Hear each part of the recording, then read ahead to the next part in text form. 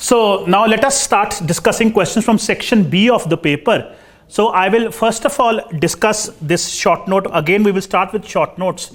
So I'd like to discuss 5A, which is describe the structure and function of the National Security Council of India.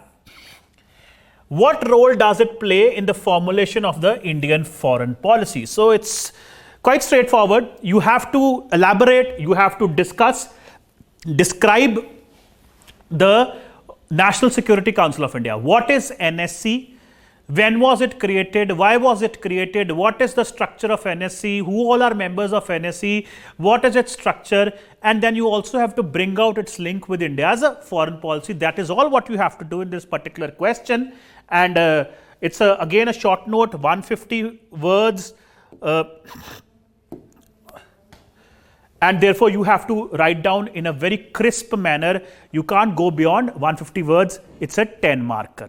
So start with the NSC. Obviously, when was NSC created? NSC, the National Security Council, was established in 1998. It was established in 1998. It is an apex body of the Government of India, which advises Government of India on matters of on three matters. It advises Government of India on three matters. On matters of India's national security. It advises Government of India on matters of national security, which is intrinsically linked to the foreign policy of India. Because protecting national security is the paramount national interest, and foreign policy is nothing but advancing or fulfilling the national interest of the country. So it is intrinsically linked to the foreign policy of India.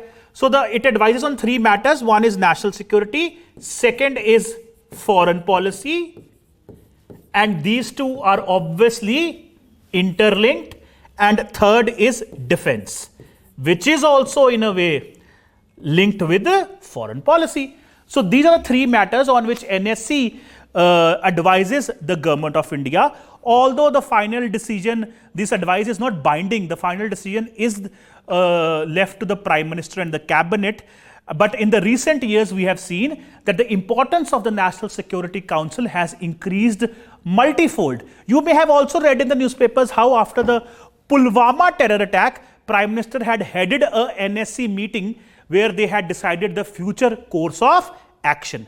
When it comes to the membership of NSC, and this is the reason why it is said, because of its objectives which I have listed, it is often said that NSC plays a very important role in shaping India's foreign policy and security policy. It plays a very important role. Like recently we have seen in the aftermath of Pulwama terror episode. And when it comes to the membership, National Security Council is chaired by the Prime Minister. Apart from the Prime Minister, it also consists of Minister of External Affairs, Minister of Defense, Minister of Home Affairs, and also the Finance Minister, the Minister of Finance. All these four ministers are also members of NSC. Prime Minister, these four cabinet ministers, topmost cabinet ministers. Then the National Security Advisor, who right now is Ajit Doval. National Security Council is also a member. The National Security Advisor is also a member. All the deputy NSAs, right now we have 3 deputy NSAs. So all the deputy NSAs are also members of National Security Council. And then also the deputy chairman of the Niti Aayog. Deputy chairman of the Niti Aayog is also the member of NSC. So these are all the members of National Security Council. All this must be very clearly highlighted in your answer. And National Security Advisor is the secretary to the National Security Council. So that he has a very important role as far as National Security Council is concerned. And the National Security Council also has a secretariat called National Security Council Secretariat, which also acts as an office of National Security Advisor. And recently, and why this brings me to the contemporary context, why they have asked this question this year? Because there was a recent development relating to National Security Council Secretariat. It was in the news. So therefore, they have asked this question. So you must mention that recent development. What is that recent development? Recently, the National Security Council Secretariat has been brought into the government's allocation of business rules. These are technical terms. You don't have to elaborate that. But all you have to understand is that it has been brought under the government's allocation of business rules, which has granted National Security Council Secretariat constitutional recognition and legal authority. So it has been in a way granted the National Security Council Secretariat, which also acts as an Office of National Security Advisor. It has now brought under the government's allocation of business rules. So in a way, it has been granted a constitutional recognition and legal authority. So this is the composition of National Security Council. If you say what is the composition of National Security Council, this is the composition, which also brings us to this question: why National Security Council? Why is it needed? Why is it needed? That is also a very important question. That why it is needed. So basically, the National Security Council, which was created in 1998, it is needed very much. Why? Because the task of foreign policy has become very complex. It has become too complex, especially India is a nuclear power now. 98 India had turned into a nuclear power, and that is when India had realized that now they need a robust institution like National Security Council, because the foreign policy task has become very complex. There are strategic interests involved, economic interests involved, energy security issues involved, and a lot of institutions and ministries of Government of India has a stake in the foreign policy.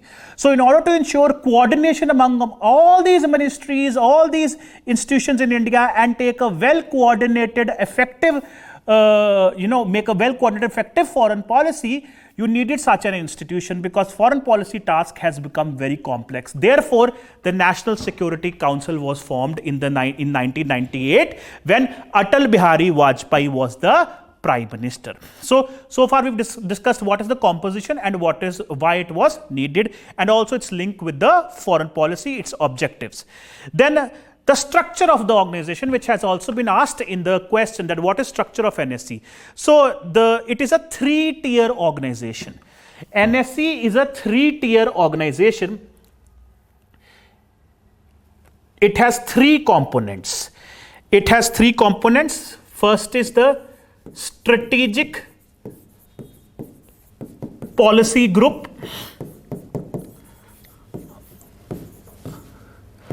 Strategic Policy Group. Then you have the National Security Advisory Board and the Joint Intelligence Committee. So these are the 3 organs of National Security Council. All these 3 comprises National Security Council. So it's a 3-tier organization. The first one is the Strategic Policy Group. This is the topmost decision-making body at the bureaucratic level, which is responsible for formulating and implementing strategic policies. So it is the topmost decision-making body at the bureaucratic level. National Security Advisor, who right now is Ajit Doval, is the chairman of the group. He is the chairman of the Strategic Planning Group. Apart from formulating and implementing strategic policies, this Strategic Policy Group has also been given the responsibility to make long-term strategies for India's military doctrine. It is noteworthy here that India's nuclear doctrine was initially formulated by the Strategic Policy Group itself way back in the early years of the 21st century. The concrete shape to India's nuclear policy was given by the Strategic Policy Group. When it comes to its membership, NSA obviously is the chairman of Strategic Policy Group. When it comes to the members of this group, all secretaries of all important ministries and departments of Government of India, are members of this group, whether it is the Home Ministry, Defense Ministry, External Affairs, Defense Production, Revenue, Atomic Energy, Space. All these ministries, their secretaries are members of strategic policy group. Even heads of RAW and IB are also members of the strategic policy group. Chief of the Army, Chief of Navy, Chief of Air Force, they are also members of the strategic policy group. RBI Governor is also a member of strategic policy group, and Chairman of the Joint Intelligence Committee is also a member of the strategic policy group. It meets periodically and it continuously observes the national and international security environment to take necessary steps to neutralize all threats to India's national security. So this is the topmost bureaucratic body, decision-making body as far as NSC is concerned, which is Strategic Policy Group. Then you have the National Security Advisory Board. It has no executive authority. National Security Advisory Board has no executive authority. It is constituted of experts from outside the government. Outside the government, you have academics, security experts, foreign policy experts, nuclear energy experts, who are not scientists, they are not part of the government. They're from outside the government. So all those such experts, they are given an opportunity to become part of the National Security Advisory Board, and they give suggestions to the National Security Council on various pertinent national security and foreign policy issues. And then finally you have the Joint Intelligence Committee.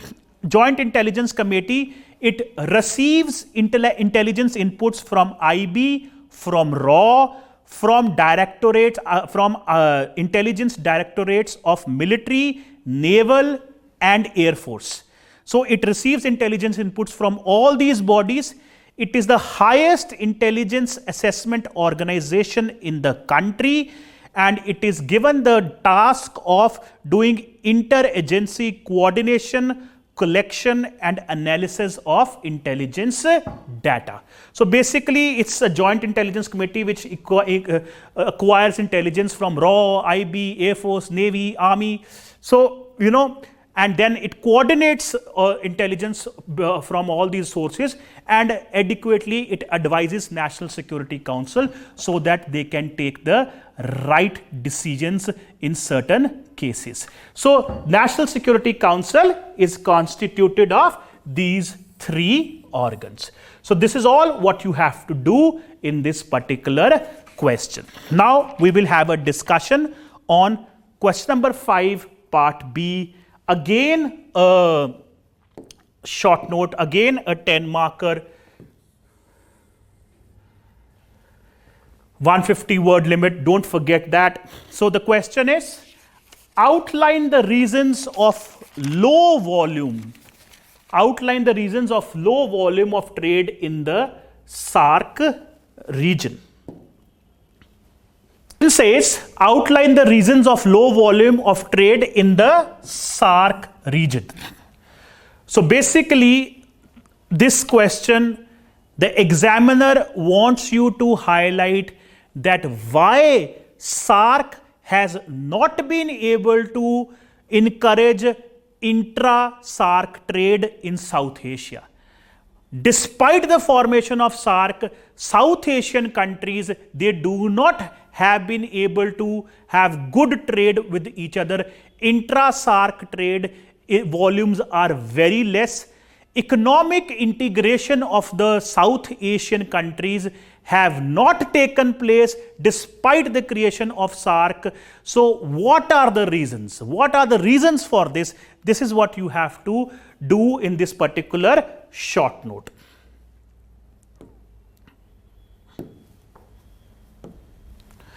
Very straightforward questions. That is why in the beginning itself I told you, any student who has been serious with his or her preparation, has done the whole syllabus and have just done nothing but have just read my notes, will be able to attempt all these questions. All these questions which have been asked in the paper were directly asked from the notes which I had circulated with my students. So anybody who had just paid attention in the class, read my notes, would easily be able to attempt all these questions. So they're very straightforward, all directly linked to the syllabus, and it is a lesson for you that never go beyond the syllabus, because all questions are directly asked from the syllabus. So talking about SAARC here, the short note, South Asian Association of Regional Countries, SAARC. When we discuss about SAARC, SAARC is an organization which is suffering stagnation. It is often argued that SAARC has grossly underperformed as a regional organization. Its progress has been very sluggish. The Foreign Minister of India, Mr. Jaishankar, describes SAARC as a jammed vehicle. The original objectives of SAARC was to do regional integration, which also includes economic integration. In fact, economic integration is the strongest pillar of any regional organization you see in the world, whether it is ASEAN, whether it is European Union. However, sadly, SAARC has not been able to do any of this. And in fact, when you look at the constitutional document of SAARC, the original agreement, you would see that bilateral matters and trade related matters were kept out of SAARC. But later on, the countries decided to discuss trade related matters, and that is how in the year 1995, SAPTA was signed, South Asian Preferential Trade Agreement, and then in the year 2004, a follow-up agreement was signed called SAFTA, South Asian Free Trade Agreement. And as a result of SAFTA, if you read SAFTA, South Asian Free Trade Agreement, which was signed in the Islamabad Summit of 2004 as far as SAARC is concerned, as per this agreement, by the year 2016, South Asia should have become a free trade area. But sadly, this has not been the case. SAPTA and SAFTA both have miserably failed in converting South Asia into a free trade area. The volume of trade between SAARC countries has been miserably dismal. So why so? What are the reasons? This is what you must discuss in the next part of the answer.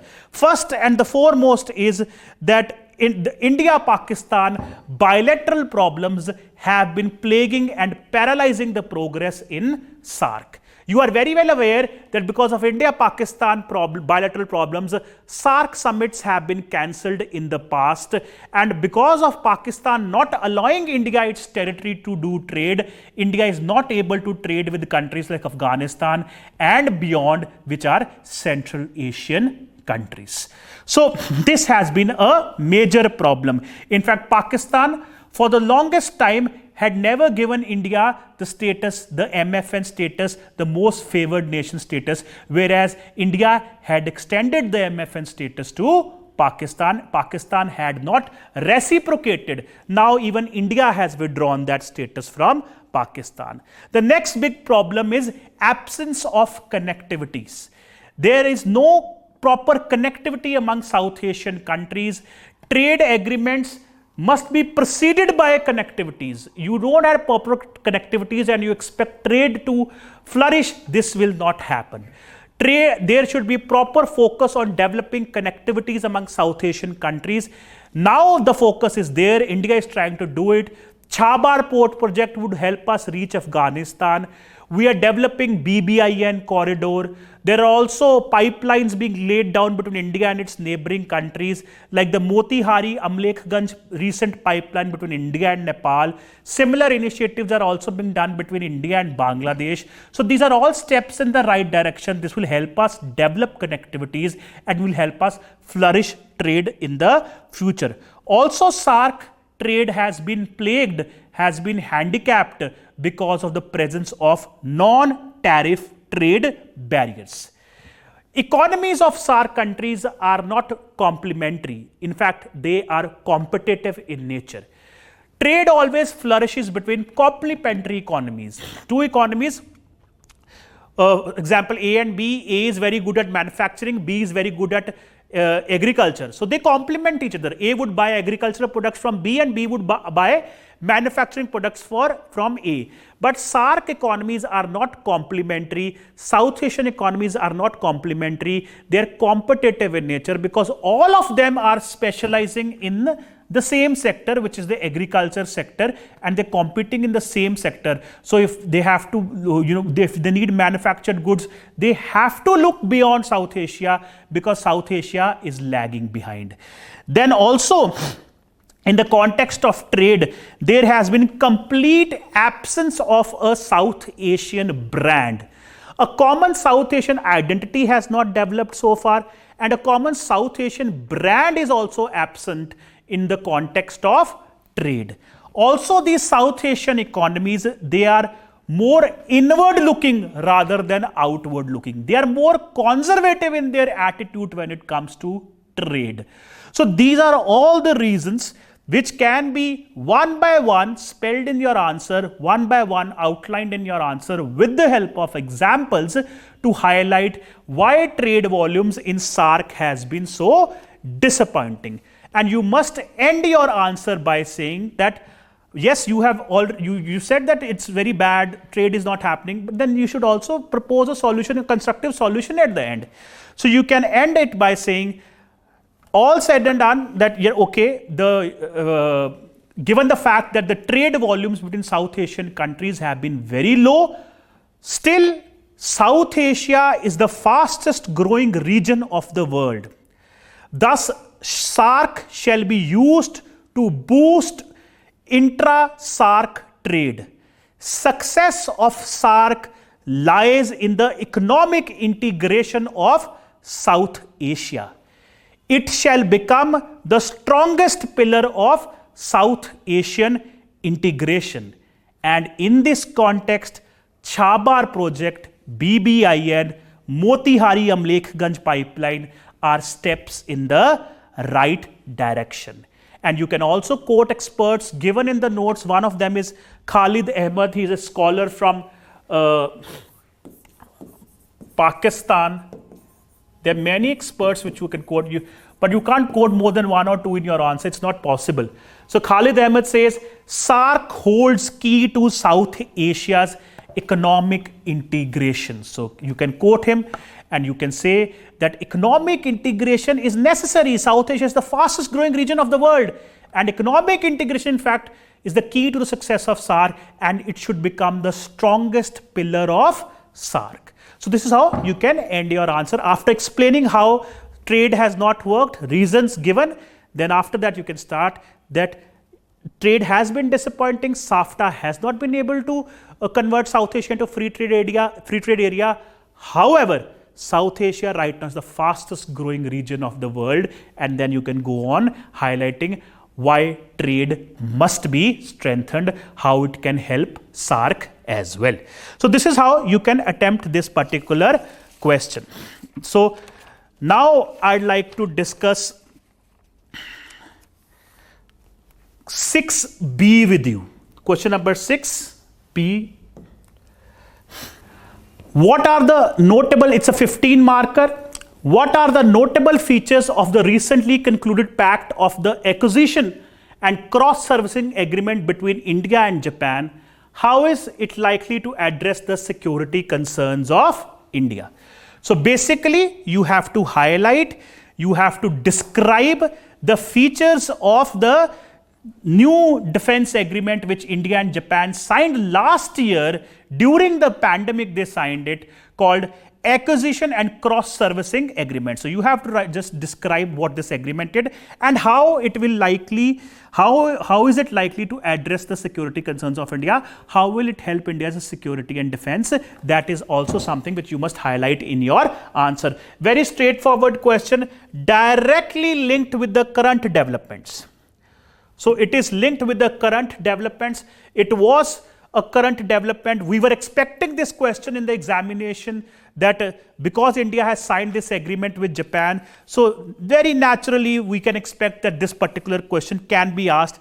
and it has been asked. In fact, if you keep a tab on all the current developments in IR, it is very easy to predict the paper. It's not very difficult to predict the paper, because if you look at India, Japan, there will be a question on India, Japan almost every year. If there is a current development, more so, there would be a question related to that current development. Especially India, similarly India, US, India, Afghanistan, you would get questions from current developments. So this question has been asked directly from this particular issue of signing of this agreement called Acquisition and Cross-Servicing Agreement.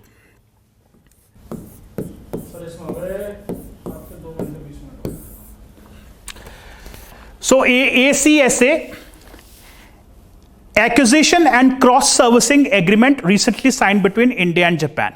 So what is this agreement?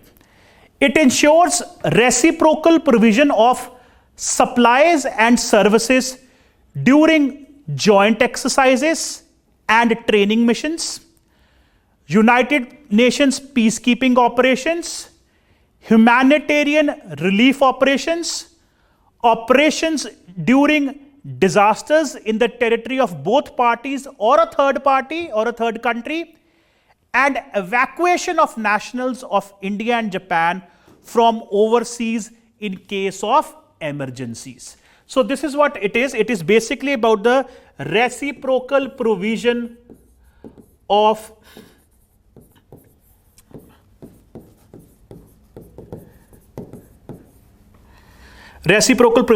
supplies and services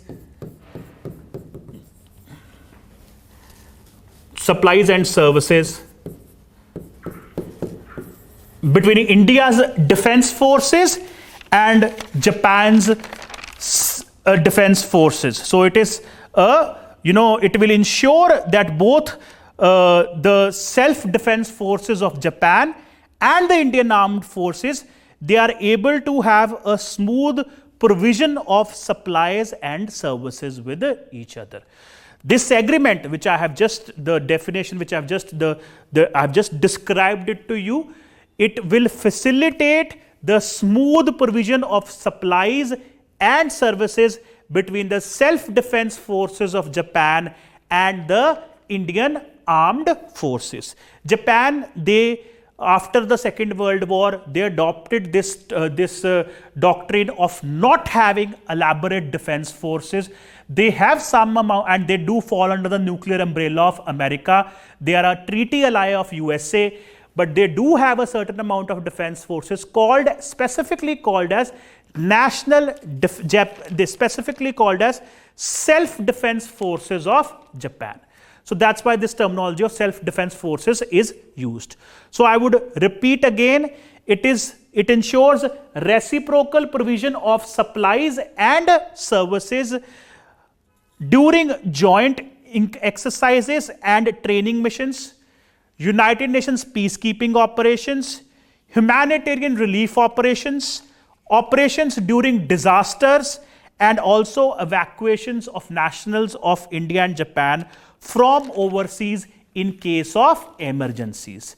This agreement will facilitate smooth provision of supplies and services between self-defense forces of Japan and the Indian armed forces.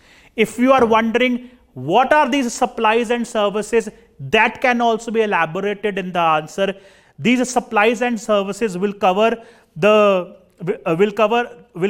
things like food, water, transportation including airlift, petroleum, clothing, communications and medical services, use of facilities, spares and components, repair and maintenance services. So all this is included in supplies and services. Basic resources like food, water, transportation, petroleum, clothing, communication, medical services, maintenance and repair services, spare parts, all this is covered in this. So basically both these countries have signed this agreement and they made this commitment to each other that while we are doing UN peacekeeping operations, humanitarian operations, joint exercises, or acting in case of disasters, we will exchange all this with each other. We will have reciprocal provision of such supplies and services so that we can coordinate our military efforts. So this will facilitate the smooth provision of supplies and services between the self-defense forces of Japan and Indian armed forces. This agreement will remain in force for 10 years. So it will remain valid for 10 years and it will be automatically extended for a period of 10 more years unless any one of the parties decides to end it. So this is what the agreement is, as simple as this, what I have told you, and that is how exactly in this manner you should write it down in the answer. Then you should highlight that India has similar agreements with USA. You must be aware of this agreement with US which we have signed called LAMOA, Logistics Exchange Memorandum of Agreement. So we have similar agreements with US, Australia, France, Oman, Singapore, and we are right now negotiating a similar agreement with Russia. Okay, so this must be highlighted. Now we should move on to the next part of the question, which is the significance of this agreement, how this will assist India's security interests or help India's security concerns. So one must say, first of all, appreciate this particular development, that this agreement is another feather in the cap as far as India-Japan bilateral relations are concerned.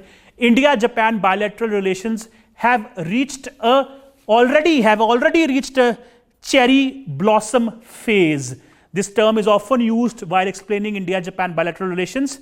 Japan has become India's closest partner, and it's an optional paper. We must try and make it more technical, use IR theory. So you can also say, and according to the Mandal theory, Japan is India's natural ally. If you remember the Mandal theory, the theory of concentric circles, Japan becomes the natural ally of India. So that is, this particular special relationship which India and Japan shares with each other has been strengthened further with the help of this agreement. India and Japan are strategic partners of each other. India-Japan partnership is known as Special Strategic and Global Partnership. It is known as Special Strategic and Global Partnership, and India and Japan annually have 2+2 dialogue with each other also. All this will be strengthened further, cemented further with the signing of this particular agreement between India and Japan. And it will significantly help India's security interests. It will help India achieve its strategic interests in the region. Why? Mention certain reasons. First of all, because of this particular agreement, India would get access to the Japanese naval base in Djibouti. Now, Djibouti, located at the Horn of Africa, is a very strategically very important area, and China has a naval base there. So China is expanding its influence there. So India would get access to the Japanese naval base in Djibouti, which will certainly help India's security and strategic interests. And here you must quote C. Raja Mohan. He has highlighted India-Japan relationship in the context of China. According to C. Raja Mohan, India and Japan are both neighbors of China. Therefore, they have a stake in cooperating with each other and resisting China's unilateralism. So this is what C. Raja Mohan says, that both of them are neighbors of China. So they have a stake in cooperating with each other and resisting China's unilateralism. Okay. So by quoting C. Raja Mohan, you can prove the point that this particular agreement would further strengthen India's strategic and security interests in the region, especially by giving the example that India would get access to the the Japanese naval base in Djibouti. This agreement will further help India use its partnership, its strategic partnership with Japan to externally balance China. To externally balance China, we've already done types of balancing in this particular recording: internal, external, soft, asymmetrical. So this is an example of external balancing. Also, this particular agreement, furthermore, next point, furthermore, it would help both countries realize their vision of free and open Indo-Pacific. It would help realize their objective of free and open Indo-Pacific. And because India now, after this agreement, India now has signed similar agreements, such defense agreements, with all Quad countries. India has signed with Japan, India already has one with Australia, and have signed one with USA in the past as well. So India has similar agreements with all Quad countries. They also do quadrilateral military exercises called Malabar exercises. Australia also participated this year. In fact, this year, head of states of all these 4 countries had a virtual Quad summit. So this India and Japan signing this would again strengthen Quad further, and therefore would help both these countries, India and Japan, realize their vision of a free and open Indo-Pacific. Therefore, this would contribute to the peace and security of the Indo-Pacific region. So this is how you can attempt this particular question. First of all, describe ACSA like I have done to you, write down about it, then highlight its importance, how it would help India externally balance China, Djibouti's relevance, C. Raja Mohan's viewpoint, and then also talking about Indo-Pacific and Quad. Okay, so this is how you can attempt this 15 marker, quite straightforward. Now we will have a discussion on question number 6C. A discussion on question number 6C. Again, it's a 15 marker and asked from an important area of the syllabus, which is India-US relationship. The question is, discuss the significance of India-US strategic partnership and its implications on India's security and national defense. So, strategic partnership, first of all, in this particular question, and so much has happened in the last year when it comes to India-US relations. In fact, so much has happened in the last 2 decades. So many changes have happened. India-US relations have undergone a great transformation. So that is why every year you see questions on India-US relations in the optional paper. Surely you get 1 or 2 questions, surely every year. And again this year we got a question that elaborate the significance of India-US strategic partnership. So you have to discuss and elaborate upon the nature of strategic partnership which India and US share with each other. And then obviously its implications on India's security and national defense. Like we have done in the previous questions also, the implications of ACSA agreement on India's security concerns. So similar analysis we have to also do in the case of Indo-US relations. So let's discuss, now that we've understood the context of the question, so let's have a discussion on this. So when it comes to India-US relations, you must start, your opening statement should help examiner understand that you have a very firm grip, a very firm grasp over the topic of India-America relations. So your opening statement should start with how in the last 2 decades India and America, India-US bilateral relations have undergone a significant transformation. And you can do this, you can write this with the help of a quote of Prime Minister Modi himself. Prime Minister Modi, he has multiple times visited USA. During one of his visits, he had the opportunity of addressing the US Congress. And his speech in the US Congress, he had very famously said that today our relationship has overcome the hesitations of history. So one can use this statement as an opening statement to your answer, that today our relationship has overcome the hesitations of history. So therefore, as Prime Minister Modi says, in the last 2 decades, India-US relationship has undergone a great transformation, which includes strategic partnership, which includes evolving strategic partnership, strengthening defense partnership, also civil nuclear energy cooperation. So all these areas, relationship and partnerships have been developed in the last few years.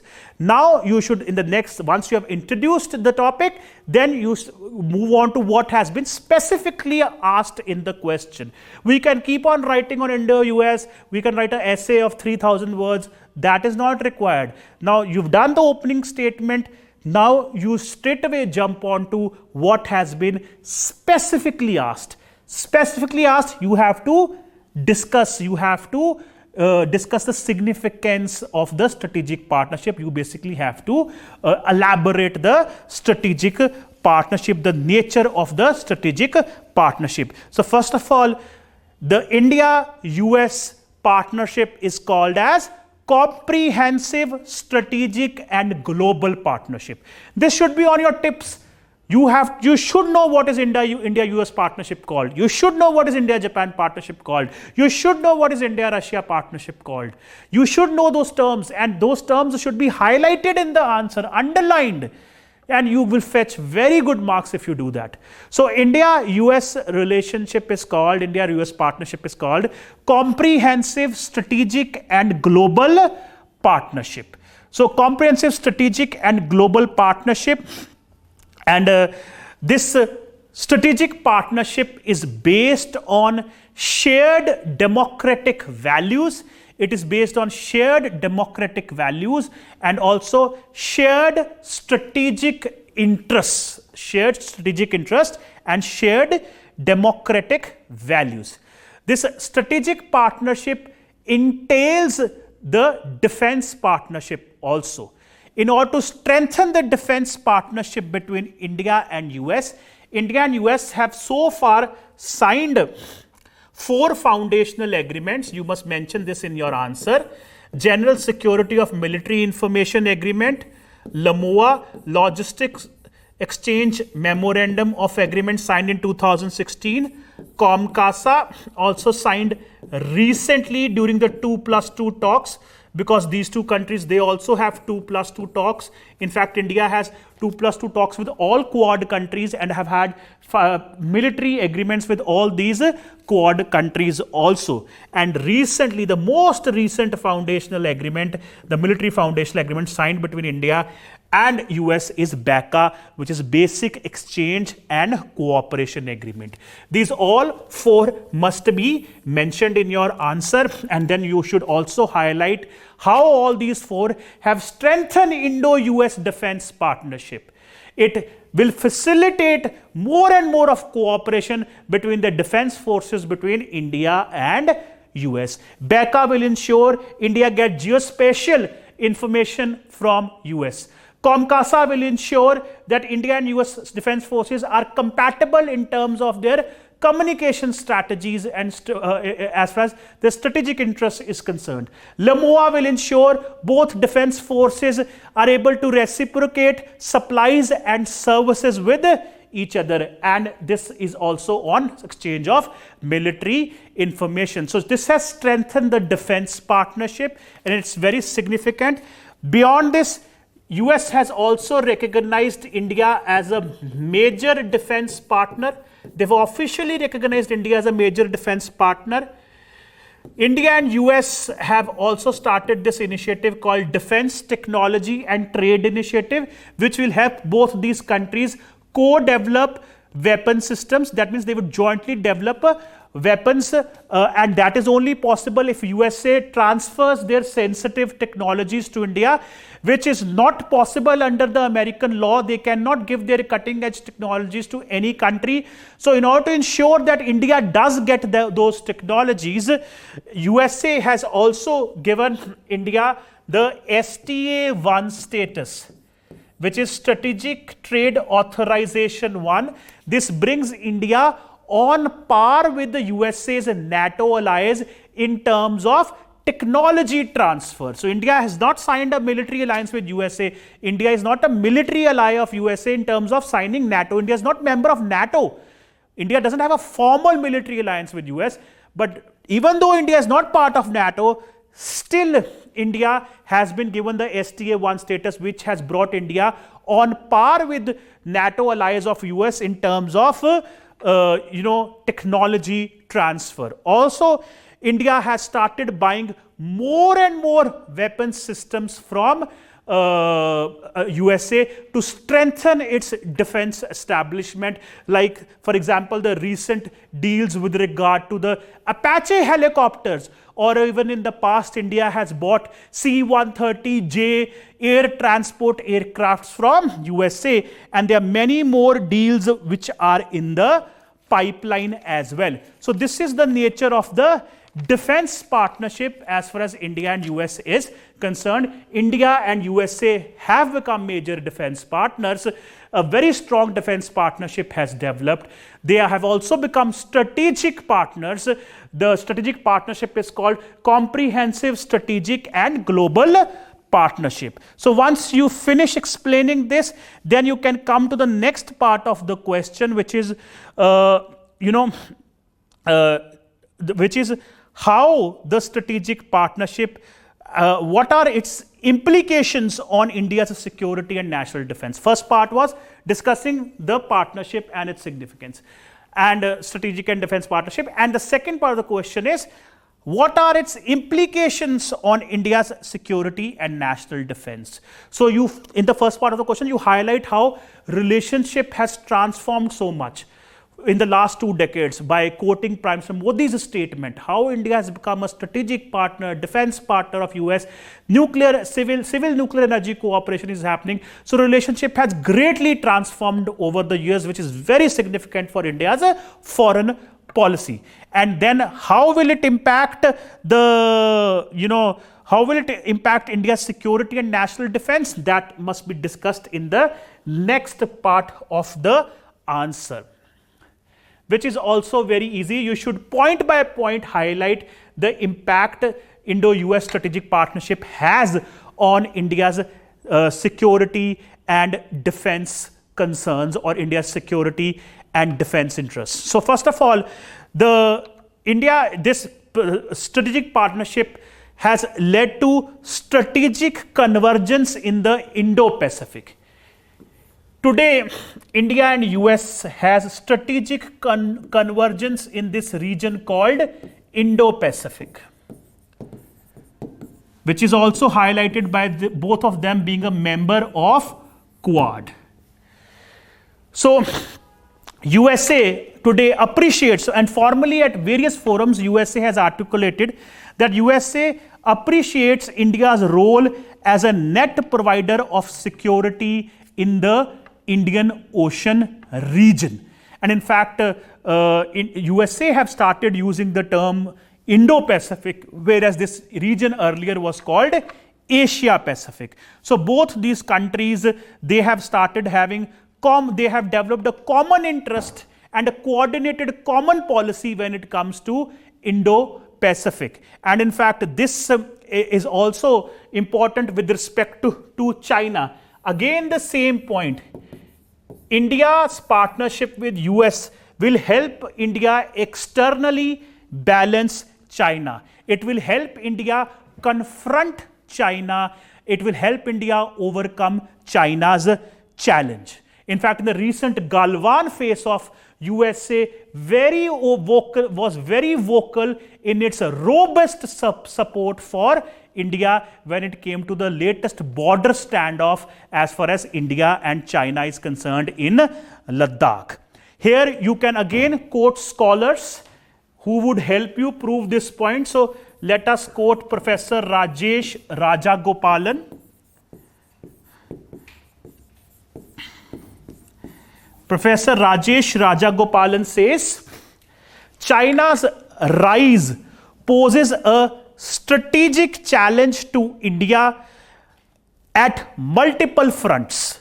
The best way for New Delhi to respond is to pursue a deeper partnership with US. So the same point which we are saying, it would help India. Both have coordinated their policies as far as Indo-Pacific is concerned. Quad is very important in that context, and it will help India externally balance China.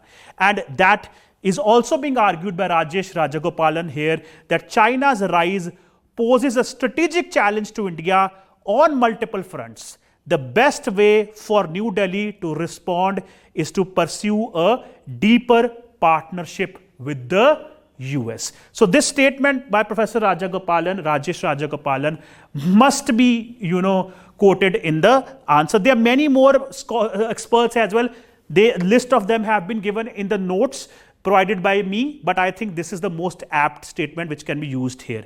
Then the next point which you should highlight here is that USA will also help India in its regional and global aspirations. USA has been supporting India when it comes to its regional and global aspirations. And what are these regional and global aspirations where we have seen American support given to India? Especially India's demand to become a permanent member of United Nations Security Council. India has got vocal support from US. US has also been supporting India's membership claim to the Nuclear Suppliers Group, NSG.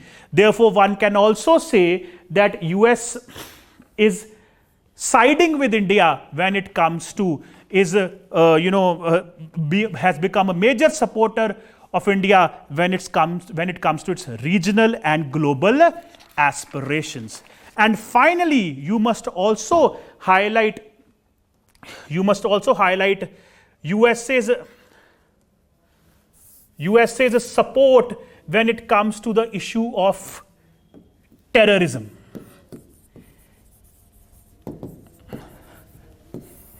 India and USA, they have developed a common approach when it comes to their fight against terror. Both of them have developed a common consensus on this particular issue. In fact, terrorism has become a common plank of cooperation between India and US. As you must be aware, USA vocally helped India and very strongly helped India to get Masood Azhar banned by the 1267 Sanctions Committee of UNSC, United Nations Security Council. Despite the objections given by China, India was able to get it done. Also, President Trump, the previous president of USA, has vocally called Pakistan to be a haven for agents of chaos, and during his tenure, he did try to pressurize Pakistan that Pakistan must take effective measures against terror. Or in fact, US played an important role in helping India getting Pakistan grey listed by FATF, Financial Action Task Force. There also India had got help and support from US in getting Pakistan grey listed from FATF. So on these various counts which I have mentioned to you, the Indo-Pacific, the importance of the common Indo-Pacific policy, Quad, externally balancing China, and also the issue of terrorism, we see great synergy between India and US, and that is how it will benefit India's security and defense interests. And also, India is a aspiring world power. India has to modernize its defense establishment. In that respect also, initiatives like DTTI, state STA1 status, USA recognizing India as a major defense partner, signing of all those 4 foundational agreements will certainly help India's defense interests. So that is how you can attempt this particular question on India-US relations. Quite straightforward. If you are aware of all these recent developments, you can very easily attempt this question. Okay, and now let us discuss question numbers 8A. This is a 20 marker. So let us have a discussion on 8A. Discuss 8A. It's a 20 mark question. So a long question. You can write 250 to 300 words. And again, this question is directly related to the current developments. You can very well understand why this question has been asked. It is a question on Afghanistan. It's a statement, and then you have been asked to comment on that statement. This is a very common method which UPSC follows in political science optional, paper 1, paper 2 both, that they would often give you certain statements. In fact, this is followed more in paper 1, that they would give you certain statements, quotations, and then you are asked to just comment on that statement. So here it is very important for you to understand the context of that statement. What is that statement trying to say? What is that statement trying to highlight? If you are able to understand that, then you know what to comment, then you know what to write, then you know what is your answer. If you are not able to get that, if you're not able to get the essence of the statement right, then your whole answer would go in a wrong direction. So it's in such questions, it's very important to understand the statement. In fact, you should read the statement 4 to 5 times before framing your answer. So let us do that same exercise here. The war in Afghanistan is crucial from the point of view of India's national security. From the point of view of India's national security. If the Americans withdraw and jihadis emerge with a sense of triumphalism, India will face increasing onslaught of terrorism. So what is the essence of this statement? Whoever has written this statement, whether UPSC has picked it up from a newspaper, from a journal article, or from a speech of some expert or somebody, wherever they have picked this statement from, what is the essence of the statement? What is the author trying to say here? The author, it's very clear here that author is trying to say that the war which is going on in Afghanistan, India has very important stakes in that war. India is an important stakeholder. It's crucial from the point of India's national security. That means India is an important stakeholder when it comes to the crisis in Afghanistan. And the second part of the statement says, if America withdraws, because why this has been asked? Because this is what is going on in the newspapers every day, even right now also in the month of March and April 2021, this discussion is going on. America has signed a deal with Taliban, and they are on course to implement that deal and withdraw forces from Afghanistan, which is a very important development as far as India is concerned, because the whole strategic community in India, all the experts in India, they are concerned that what will be the consequences of America's withdrawal from Afghanistan for India. And if after America's withdrawal, if jihadis emerge, jihadis here mean Taliban, extremist factions. If Taliban emerge with a sense of triumphalism, which means if the Taliban emerge as victorious, if they consider this as their victory, which they are also saying at global forums, that if America withdraws, it's victory of Taliban. If that happens, then India will face adverse consequences, increasing onslaught of terrorism. So this is what the statement is, and this is what you have to highlight, that India is a major stakeholder in the Afghanistan crisis, and the present development, which is about American withdrawal, how will it affect India's interests in Afghanistan, and therefore you have to comment on it. So therefore, what is India's policy and what is the possible path forward as far as India is concerned. So this is what you have to do in this particular question. I hope you've understood what I'm trying to say. Now let us try and attempt it.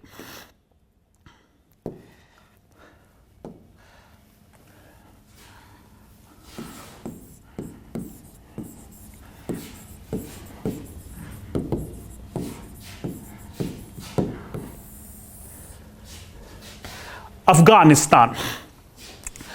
So you all know in the background that a war has been going on in Afghanistan since the year 2001 after 9/11 terror attacks.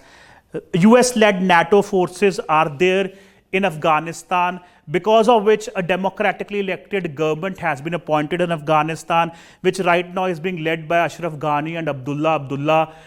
It has become a democracy in that sense. And Taliban ruled Afghanistan from 1996 to 2001. Taliban government has been overthrown in Afghanistan because of the American presence. And Taliban were extremists. They also did not consider India as a friend. India never supported Taliban government of Afghanistan when it was in power from 96 to 2001. In fact, India did not give diplomatic and official recognition to Taliban government when it was in power from 96 to 2001. So India has never been close or friendly to Taliban. In fact, Taliban, when it was in power in Afghanistan, it is in fact considered responsible for the IC-814 hijacking, because the aircraft was hijacked and taken to Kandahar. And Taliban at that time had helped the terrorists who were responsible for the hijacking rather than assisting the Indian government. So India have a history of very, bitter experiences with Taliban. In fact, Taliban is also believed to be controlled by Pakistan to some extent. So Taliban presence in Afghanistan also makes Afghanistan a safe haven for anti-India terrorist activities. So India is very apprehensive. Therefore, India is very apprehensive that Afghanistan should not become a center of radical ideology and violence again. On the contrary, India is very supportive of the democratically elected government. In fact, India has signed a strategic partnership agreement with the democratically elected government. India and Afghanistan are strategic partners. India has been making investments in Afghanistan for their infrastructure development. More than $2 billion India have invested in Afghanistan for their infrastructure development. Afghanistan's parliament has been built by India. A dam called Salma Dam in Afghanistan, now called India-Afghanistan Friendship Dam, has been built by India. Zaranj-Delaram highway has been built by India. So India has multiple projects in Afghanistan, have invested more than $2 billion for the infrastructure development of Afghanistan. India has also been assisting Afghan security forces by giving them equipment and by helping them in their training. Their capacity building is being done by India. So India has friendly relations with the democratically elected government, had never good relations with the Taliban in the past, and India is very apprehensive that Afghanistan should never become a center of radical ideology and violence again. It is in India's interest that Afghanistan remains sovereign, stable, united, and free from outside influences. This is what India wants, that Afghanistan should remain sovereign, should remain stable, should remain united, and free from outside influences. And when we say free from outside influences, we here mean the influence which Pakistan has over Afghanistan, or which Pakistan wants to exercise over Afghanistan through its closeness with the Taliban. So this is what India's interest is. And therefore India has important stakes in Afghanistan. Afghanistan is rich in natural resources. India's energy security will be benefited by strengthening its relations with Afghanistan. Afghanistan can also act as India's gateway to Central Asia, which is also very rich in natural resources. So it can act as India's gateway to Central Asia. And there is also a lot of trade and investment opportunities when it comes to Afghanistan. So India would like to benefit from all of this. And India, therefore, would want Afghanistan to remain stable, to remain united, to remain peaceful, and to remain free from outside influences. And India would never want Afghanistan to again become a center of radical ideologies and violence. So this is the whole context of the statement which has been asked. However, recently what has happened, now we are jumping on to the next part of the statement. Recently what has happened, in last year 2020, US and Taliban signed a deal with each other on February 29. They signed a deal with each other on February 29, where they've signed a peace deal, and USA has agreed to withdraw its security forces from Afghanistan in the next 14 months. And the other part of the bargain is that Taliban would have dialogue with the democratically elected government of Afghanistan, which is also called as the intra-Afghan dialogue, that Taliban will join the intra-Afghan dialogue, and as a result of that dialogue, they would agree on a permanent ceasefire with the democratically elected government of Afghanistan. And another promise which is part of this deal is that Taliban will never use territory of Afghanistan to do terror activities against America or its allies. This promise is part of the deal that Taliban will never allow the use of Afghanistan's territory for any such terrorist activities against US and its allies. So this deal has been signed between US and Taliban, and USA has started implementing the deal. The intra-Afghan process, intra-Afghan dialogue is going on.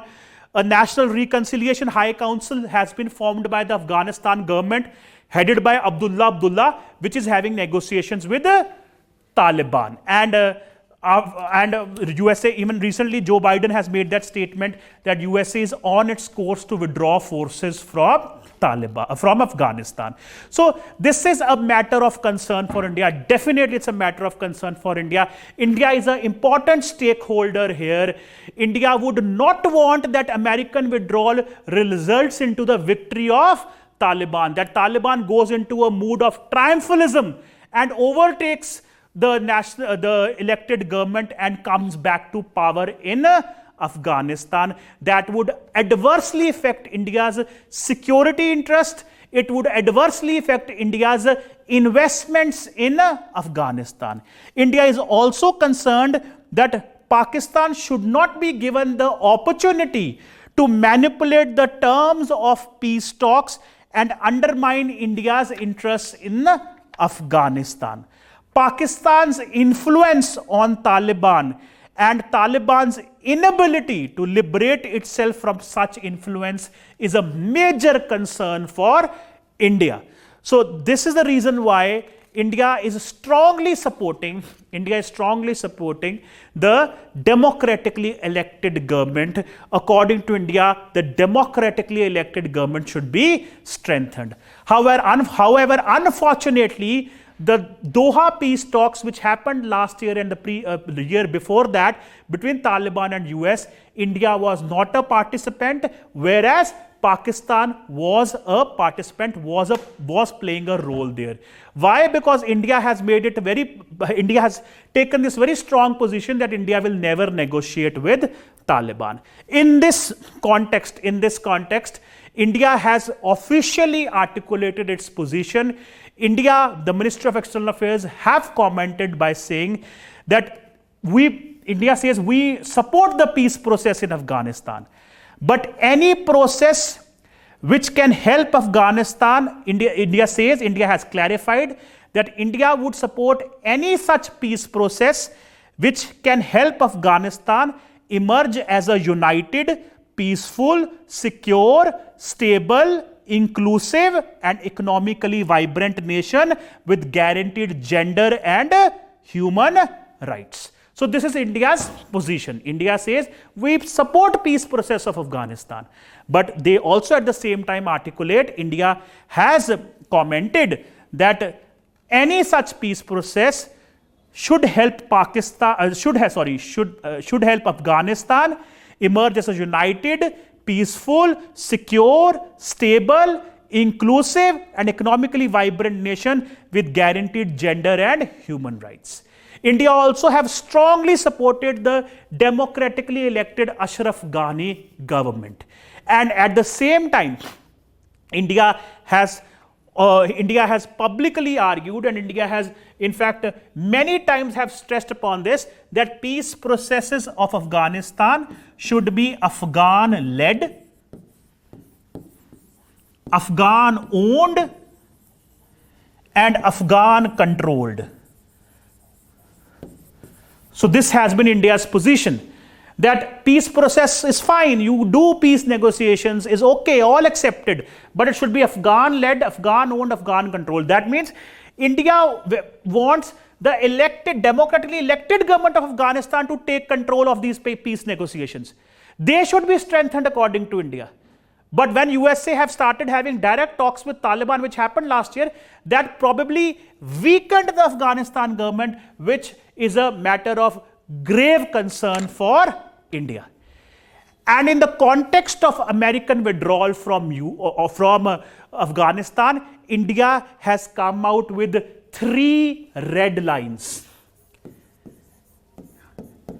India has given 3 red lines, which according to India should never be crossed, should always be adhered to in the context of the peace process of Afghanistan and in the context of American withdrawal from Afghanistan. Which are these 3 red lines? First is, all initiatives and processes must include all sections of the Afghanistan society, including the legitimately elected government. So again, the first red line is, you include the elected government of Afghanistan. Don't exclude that government. Strengthen that government. This is the first red line. Second red line is, any process should respect the constitutional legacy and political mandate. That means Afghanistan has become a democracy. After a long drawn struggle and a very long war, finally Afghanistan has become a democracy. That particular sentiment must be respected. It must be, one should make sure that the democratically elected government and the constitutional legacy and the political mandate of Afghanistan is respected. And the third red line finally says that any peace process in Afghanistan should not lead to any ungoverned spaces where terrorists and their proxies can relocate. It should not lead to any such ungoverned spaces where terrorists and their proxies can relocate. So these are the 3 red lines.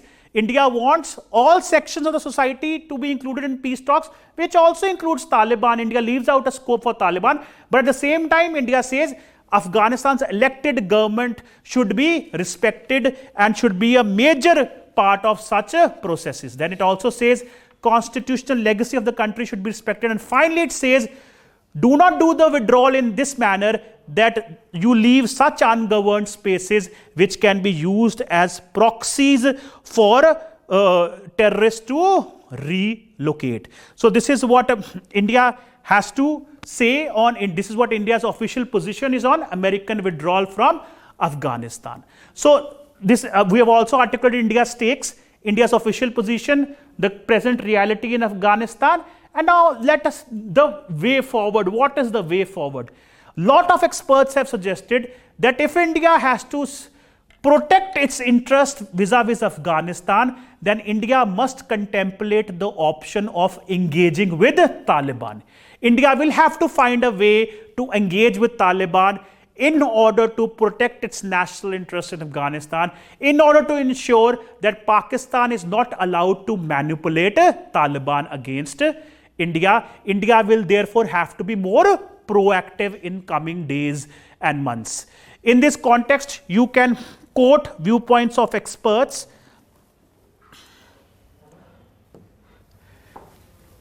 Here in this particular context, you can quote Harsh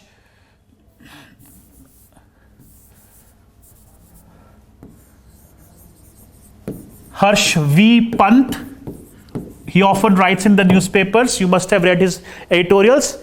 Harsh V. Pant says, his quotation actually highlights the concern for India. He says, India's Afghanistan policy should rapidly adapt to evolving realities and play a role that suits India's stature in the context of the wider South Asian region. So Harsh V. Pant is also saying that India's policy should rapidly adapt. Further, he says, if a stable and economically robust Afghanistan was in India's interest in the past, it continues to be a priority in the future as well. He very interestingly says, the US is 7,000 miles away. will come and go, but the realities of geography will remain for India. It's a beautiful quotation which can be used in the exam and has been given to you in the notes which were provided to you in the classes. Everything was taught in the classes, notes were given to you. The whole paper can be attempted by reading my notes which were given to my classroom students. So you can use the statement of Harsh V. Pant in order to highlight the challenge for India. He is saying that America would come and go. They are in a different continent, but we are next door neighbors. If Taliban comes back to power in Afghanistan or becomes stronger, India will immediately suffer. So India must become proactive and adapt to the changing realities of Afghanistan. Similarly, Vivek Katju, a former IFS officer, a former ambassador also, he is also of the view that New Delhi's Afghan policy needs changes and must include openly talking to the Taliban and all other political groupings. So it is a concern for India. India has been very vocal to, express its concerns. It has done that in the form of 3 red lines and its position on Afghanistan. But now the realities are changing. It's an inevitability. It's now inevitable that America would withdraw. Whether in the next 2 months or whether in the next 6 months, they would withdraw. And there will be a situation in the future where there will be no American forces there. And in that situation, it will be very important for India that the democratically elected government remains strong and India's national interests and security interests are protected, and Pakistan is not allowed to manipulate Taliban in Afghanistan against India. For that, India will have to find a way to also constructively engage with Taliban and change its policy. So that is what is suggested as a way forward. So this is how you can attempt this particular question. It is a beautiful question, a beautiful comment, a beautiful statement which has been, in fact, intellectually stimulating statement which has been used by UPSC to ask this question. So I thought I would discuss this with you. So this completes my discussion on paper 2 of the political science optional mains 2022. It was the 2020 mains paper we have discussed. So, and we have discussed all the major questions, and my whole idea of discussing this with you is not just to tell you the answers. You can get the answers from anywhere. There's no dearth of content out there.